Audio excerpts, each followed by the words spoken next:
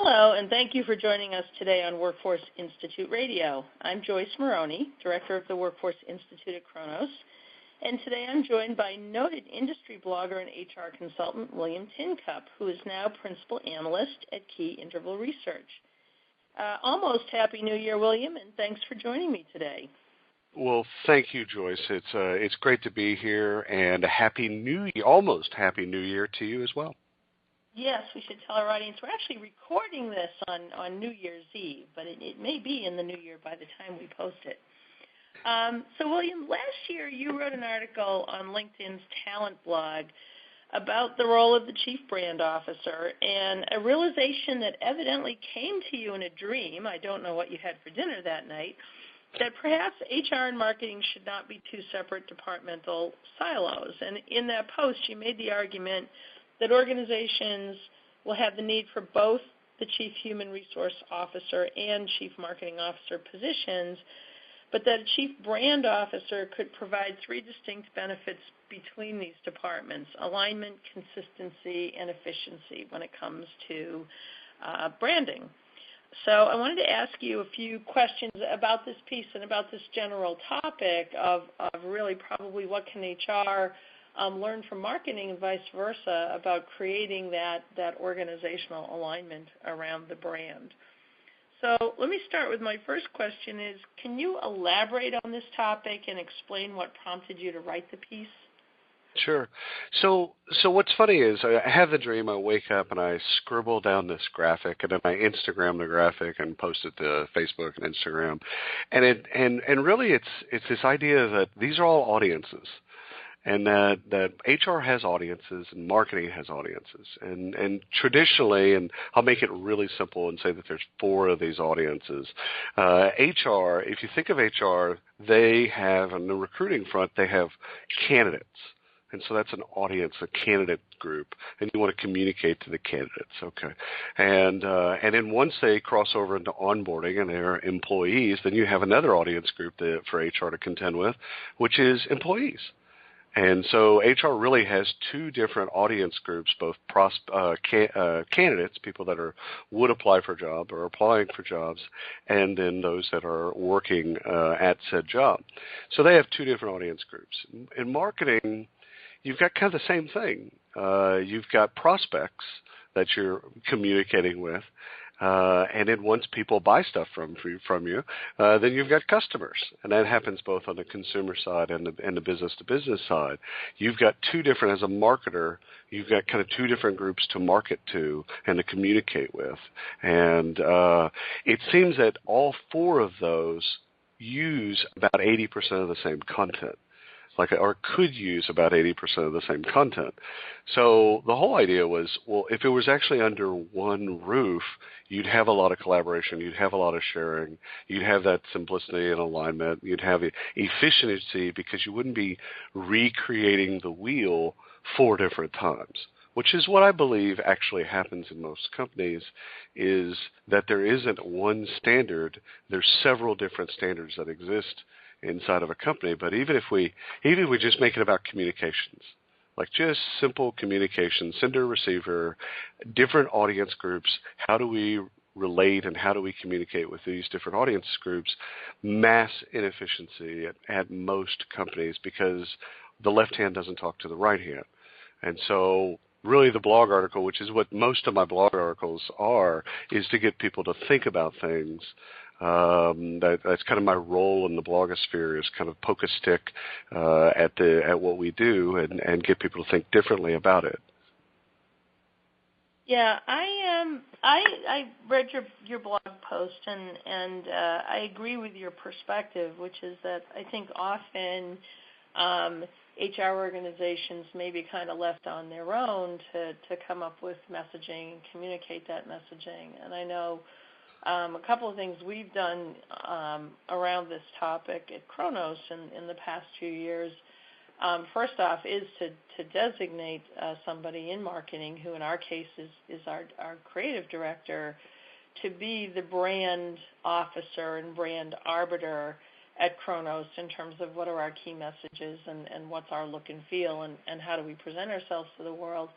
But equally importantly, we actually have a designated person within the marketing organization whose job it is to support internal employee communications, so that when, and this is frequent, when we're launching an intranet to describe our wellness offers, or we're sending out information about new programs at Kronos, or we're providing communications about our corporate results, these are all going through a process and a person who is very well versed in our brand and can make sure to translate any internal communications in alignment with the brand values, just as we would do with any external communications.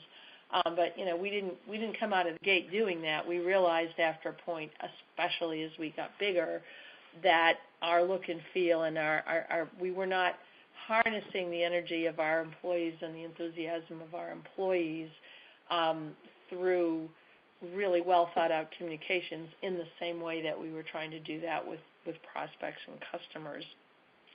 And so another thing I want to ask you about is, I know through one of my responsibilities at Kronos, which is to acquire feedback from our customers and to communicate that feedback to the various leaders at Kronos that can make improvements that customers are asking for, it's really clear to me that irrespective of what we say about our brand as marketers, our brand is what our customers say it is. And their perspective on our brand is the sum of all their interactions with our employees, both direct and indirect. So I'm curious, since you work with a lot of different organizations, what organizations do you think are doing a very good job mobilizing their employees to create that great brand experience? Well, I think that if you look at like what Zappos, Deloitte does a great job at this. It's more of the, and take Deloitte out of this for just a second, more of the consumer oriented businesses, the people that have frontline. So you see a lot of restaurants doing this really well, like California Pizza Kitchen does a really good job of this. Taco Bell does a really good job of this. Applebee's does a really good job. When you have frontline, I love your statement about really it's what your employees and customers and partners say about your brand. That's your brand. Your brand's the receptionist. Your brand's the gal or the guy that's interfacing with the customer. That's your brand. Like whatever the experience that happens there when you're not there, then that is your brand. It's not what we in our ivory tower up on top of the hill think our brand is. That's usually, those are very, very far from the case. But I think, Joyce, the consumer market leads these things because it hits them in the front line. And I think social, I think the omnipresent social presence has made people kind of contend with maybe things that 20 years ago they wouldn't have had to contend with. If somebody had a bad experience, at a Best Buy, let's say, how many people really knew about that? I mean, really, at the end of the day, that guy's wife, maybe some people around, at his work, but outside of that, it was a tree that fell over in the forest. Whereas now, that guy has a bad experience at Best Buy. He gets on Twitter, he gets on Facebook, he gets on whatever, and he lets people know I had a bad experience, and then other people come out of the woodwork to both be supportive but also talk about their bad experience. And that stuff ends up, affecting Yelp scores, in the case of employees, Glassdoor scores, things like that. And so I think it's social and the transparency of social. It's not social itself. It's what it's kind of focused us to be is we have to contend with whatever we did, wrong before, we're going to fix, because to not do so, it's at our peril. And so I think that's why consumer brands are probably a little bit ahead of a lot of the business-to-business brands, is because there's a lag there.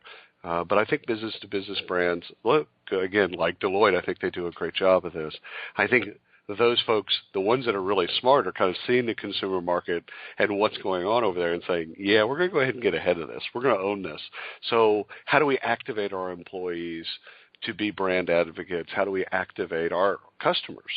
I remember there's a hotel, oh gosh, I think it's the Hard Rock Hotel in Chicago. And when you check into the Hard Rock, on the back of the hotel key, on the back of the key, it gives you the Yelp address. It says, hey, everyone has an experience. You're going to have a fantastic experience. Go and tell people about your experience. Good, bad, or otherwise, just go and tell people. And on the back of the hotel key, like it tells you, go have a fantastic experience, but even if it's not fantastic, go tell people. And I thought that was really not just brave. I thought it was very smart of them, because they're just like, get in there and own it, and own your brand. Go ahead. Well, the front page of the Harvard Business Review this month is about being authentic and being transparent. And I think the point you're making is, and there's a big difference between saying that you're doing that and actually having the confidence to just put it out there and say, hey, we know how easy it is for you to let the world know, whether you had a good or bad experience. So we're putting it out there. It's like, bring it on, because we're that committed to providing a great experience that we're willing to say, hey, we're going to let you down once in a while, and we're going to fix that. Right. Yeah. Well, it's like character. You can't plan for everything, but what you can do is respond gracefully. So, sometimes you are going to drop the ball, and that happens everywhere. In every business, there are those things. How do you respond? That's your character. It's how you respond in those moments, and that's both individuals, but that's also our corporate values and corporate character. And so how we respond, and so having those experiences, I love that idea of like, hey, listen, go and have those experiences. And let us know if you're not satisfied. We're going to take care of it, because we believe in our response skills. Yep. Exactly. So yeah, I think the old chestnut about when people have a good experience, they tell 3 people. When they have a bad experience, they tell 9 people. That's always been the the chestnut. Total quality management days, and obviously now that can be 9 million people. Yeah. If you write a creative enough Yelp review, or have you ever seen that the YouTube videos on United Breaks Guitars? Yes. I mean, yes. Millions and millions of views that and United, despite the fact that they knew that the reviews were up there, still had a hard time upping their game when it came to responding to that songwriter. It's really, it's a whole new world for marketing and for HR, because HR faces the same challenges as you mentioned with Glassdoor, but for that matter with LinkedIn. It's easy to figure out, who do I know who works at this company, and tell me something about this company before I make a determination as to whether or not I want to work there. Yeah, it's the references. There's certain things you can ask for. An official, when you're talking to HR, there's certain things that you can and can't ask for. When you're not asking for an official reference, when you're doing LinkedIn the way that I think you and I both know that LinkedIn is done by prospects and candidates, they're going to ask anything. I mean, what do you really think about your boss? Like, that type of stuff. Like, where does the company, fail? And how does it treat people? And all of that stuff that you can't protect. You can't protect. You can just be who you are. And I think that's it forces HR, I think, in a really good way. It's painful now, and it's going to be painful for a couple of years, but it's going to get us to actually reconcile our words and our actions. And it's easy to say that we're a great company. It's easy to actually go win awards for best places to work and great places to work. It's actually really, really hard to be those things. I mean, really be them. And in times that are tough, to really be a great place to work, that's not easy. Yep, agreed. So let's move on to a related question. In a recent that we did with David Creelman, you said something interesting about how HR professionals can learn from their marketing counterparts when it comes to utilizing analytics. And that just came down to really the same topic of adapting to survive. So can you talk a little bit more about this concept, and especially how marketing went through a similar transformation from mostly art to little science to a lot more science and attention being paid to data. So how do you think that plays out with HR? Well, it's a painful transition from caterpillar to butterfly. I mean, everyone really, when you look at that transition, people are like, "Oh, the butterfly, it's so beautiful," but that metamorphosis that happens is extremely painful. And marketing went through that metamorphosis, and what they learned in doing so is that at its core, it's about decision making. How do you make decisions? And right now, prior to that, if you think of like caterpillars make decisions based on gut and instinct and experience. It's like, well, this is what I thought, this is what I feel, and this is what I know to be true based on my gut, instinct, experience, etc. And so you make pretty much all your decisions are made that way. Well, then over time, the caterpillar transitioning into becoming a butterfly, butterflies make decisions based on data. And so, yeah, they'll still factor in their gut, instinct, experience, etc., wisdom, whatever you want to call it. They'll still factor that stuff in. It's still based on, but it's based on data. So you're going to look at the data. So now when you look at marketing, people in marketing come, to meetings with laptops so that they can show you pivot tables, so they can show you ROI, so they can show you calculations, mathematical calculations and formulas and algorithms, because marketing, most of marketing is math. And there is art, and there's a beautiful art on top of marketing, but a lot of it is math, and so is HR, and that's what we're all contending with right now. That's why we hear big data and all the and all the articles and all the the conferences. This is going to be probably a 10-year transition, and there's going to be people in HR that don't make it, and I don't mean this in a bad way. It's just, this is life. There's going to be people that they hearken back. They want the old HR, where they could make decisions based on what they knew to be true, rather than based on what a spreadsheet or some type of analytics table tells them to be true. And there's going to be a bunch of people, newer people probably to the space, and I don't mean young people, I mean newer people to HR, probably from other fields, that basically say, no, actually the analytics table, I like that, and oh, by the way, it also it syncs up with what I believe to be true. So you're never losing the humanity, and I think that's what some people fear, is that, well, I'm ceding all my decision making to Excel, and that's not true. Excel's great, data is great, and the data is never going to be perfect, but you're going to have data, and it'll inform you, and then you're going to then make your decision based on that and your experience. And I think that transition, that caterpillar to the butterfly transition, we're at the very early stages of that. We're not at the end of that. Very early stages of that transition. Yeah. No, absolutely agree. And let's think beyond analytics.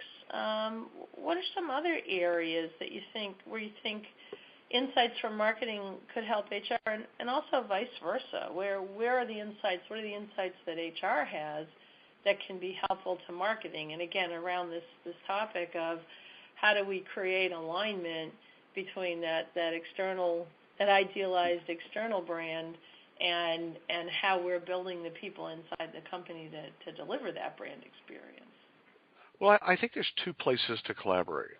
And I think the two places that are natural for HR and marketing to get in the same room, to do essentially what you at Kronos is already doing, find a way to sync up, have a shared goal, and a shared vision, get in a room, work together, and see how you work together. And that's on employment brand, one, and brand reputation, two. Both are co-owned. So, we live in a world right now where that employer brand is not a marketing function. It's not an HR recruiting function. It's both. You co-own it. So co-owning it means you get in a room, hash it out, work together, and figure out what's the front. What do we want to put forth out into the marketplace that says, here's who we are as employers. That borrows from a lot of the tenets of what is the brand, what is our real brand, what is the brand that we want to put in front of candidates, employees, partners, etc. So I think employer brand is a great way to collaborate. It's a great way to get in the room. And I think, Joyce, for me, it's the work style. Get in the room and learn from HR perspective. Get in the room and learn how marketing really works now, and see how they work, because that's how you're going to work, in another couple of years. So get in the room and really collaborate. But really, what you're doing is finding out how they work and how they contend with business as it's done today in this era. I think reputation is the second one, and I think things like Glassdoor could be and should be co-owned between marketing and HR. So I think that something like just getting in and owning your brand in Glassdoor and putting a nice representation of the story and activating your employees instead of the disgruntled, which is what normally people associate with Glassdoor. It's a homage to the disgruntled, and really doesn't have to be that way. It doesn't have to be that way at all, but it takes us activating people that are happy, or employees of the month, people that are really, really super happy with us.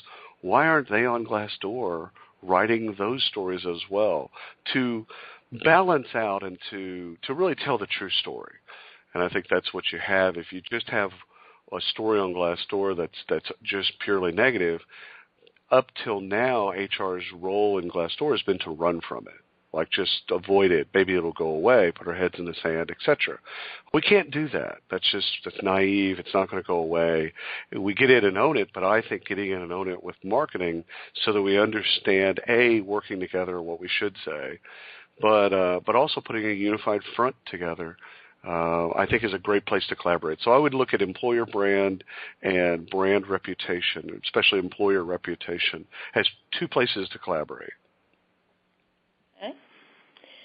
And so, lastly, what do you believe are the key benefits of the intersection of HR and marketing? And coming back to, the original inspiration for this chat today was your LinkedIn post about the notion of the chief brand officer and where they exist in the organization. So how do we wrap it up? Bring us home. How do we bring these thoughts together of marketing and HR collaborating, and maybe even through the person of a chief brand officer?